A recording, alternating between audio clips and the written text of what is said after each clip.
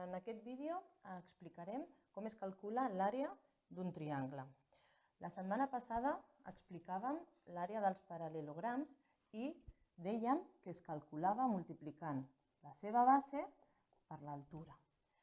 Imagineu-vos que aquest rectangle té aquestes mesures, 7 centímetres de base i 4 centímetres d'altura. En aquest cas hauríem de multiplicar, per tant, el 7 pel 4 i ens donarien els 28 centímetres. Vull que entengueu que si jo un triangle, aquest mateix triangle, el divideixo, aquesta figura automàticament es converteix en un triangle. Un triangle que té les mateixes mides, 7 centímetres de base i 4 centímetres de costat. Com calcularíem la seva àrea? Doncs fixeu-vos. Si tota la figura sencera hem dit que eren 28 centímetres, pensem, per lògica, quina hauria de ser l'àrea de la meitat de la figura. És fàcil d'entendre que la seva àrea hauria de ser també la meitat d'aquest 28. Per tant, la fórmula que ens ajuda a calcular l'àrea d'un triangle serà base per altura dividit entre 2, perquè és la meitat. Si en aquest cas teníem els 28 centímetres de tota la figura, hem de deduir que això ha de donar 14 i això, en el seu càlcul, ha de donar 14. Anem a demostrar-lo.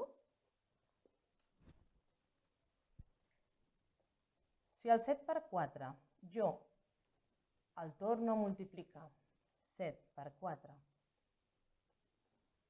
però ara ho divideixo entre 2, segons indica la fórmula, tindré que el 28 entre 2 són 14 centímetres quadrats. Veieu? Efectivament, el que mesura la superfície d'aquest triangle rectangle. Per tant, àrea d'un triangle, base per altura, dividit entre 2. Repassem aquests conceptes. La base. Amb un triangle, qualsevol dels seus 3 costats pot fer de base. És a dir, aquest mateix triangle puc agafar aquesta mesura de base. Però si jo el giro, ara en aquest cas pot ser aquesta, o fins i tot aquesta si li torno a fer un altre gir. Depèn del costat que jo triï, la base tindrà una mesura o una altra. L'altura és el segment que va des del costat oposat a la base, és a dir, aquesta és la base. Quin és el seu vèrtex oposat? Recordeu que el vèrtex eren aquests punts d'unió dels segments. D'aquests 3, quin és el que està oposat a la base, a l'altra banda? És aquest.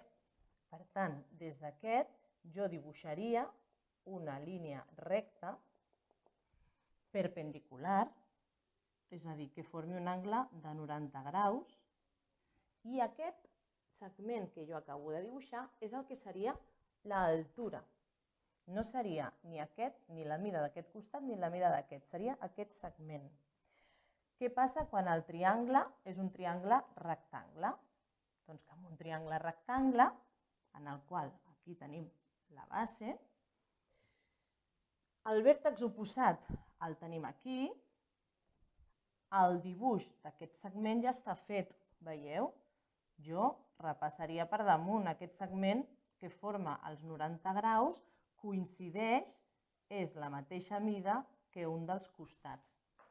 Per tant, amb un triangle rectangle, l'altura és la mateixa que la mesura del costat.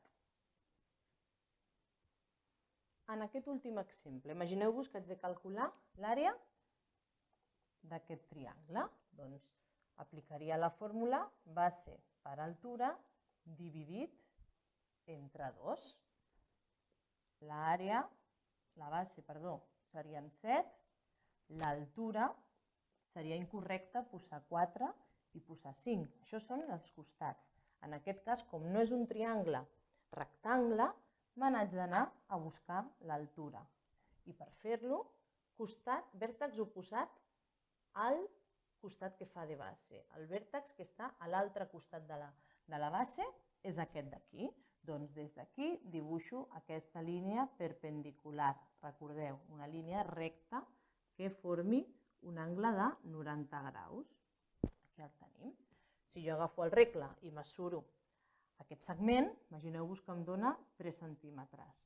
Doncs aquesta és la dada que necessito per posar a la meva fórmula. No poso la dels costats. I això ho hauré de dividir entre 2. Recordeu que aquesta línia significa divisió. Per tant, som-hi. Primer faig el càlcul superior, 7 per 3, 21, i això ho haig de dividir finalment entre 2. 21 entre 2 dona 10,5. Doncs 10,5 centímetres quadrats és l'àrea que ocupa aquest triangle, la superfície del seu interior.